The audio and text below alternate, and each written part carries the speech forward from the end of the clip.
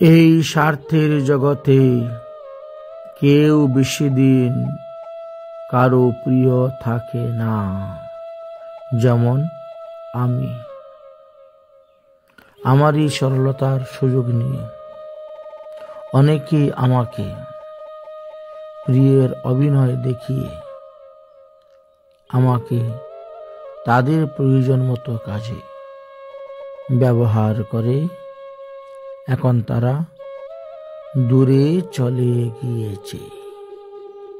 তাই আমি ঠকেছি, আপনারা ঠকতে যাবেন না। এই জন্য এই হিতোপদেশটা আপনাদের সামনে তুলে ধরলাম যে কেউ বেশি দিন কারো প্রিয় থাকে না। যতটা প্রয়োজন তারা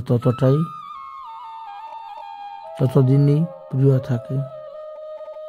প্রয়োজন শেষ, তখন তারা দূরে সরে যায়। তাই একটা হলো প্রয়োজন, আর একটা হলো প্রিয়জন। প্রিয়জন এবং প্রয়োজনের মধ্যে অনেক তফাৎ, অনেক পার্থক্য আছে। যারা প্রয়োজনে আপনাকে ভালোবাসে তাদের কার্যসিদ্ধি হয়ে গেলেই আপনাকে ছুঁড়ে ফেলে দিবে। আর যে প্রিয়জন, সে সুখে দুঃখে সবসময় সঙ্গে থাকবে।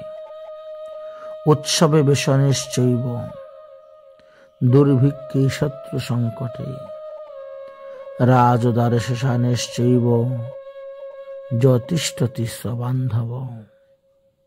তাই তাকে তো প্রকৃত বন্ধু বলা হয়, যিনি সুখে দুঃখে আপদে বিপদে সর্বদা সর্বাবস্থায় সর্বকালে সর্বদিক থেকে তোমাকে রক্ষা করেন। আর যারা স্বার্থপর তারা কার্যসিদ্ধি হলেই তোমাকে ছেড়ে চলে যাবে। তাই এই জগতে দেখা যায় কেউ বেশি দিন কারো প্রিয় থাকে না। যেটা আমার জীবনে ঘটেছে, আমি নিজেই দেখেছি। অনেকেই প্রিয় ভেবে প্রিয় বলে অভিনয় করে গিয়েছে, আর শেষে আমাকে ধোঁকা দিয়েছে। রাধে রাধে।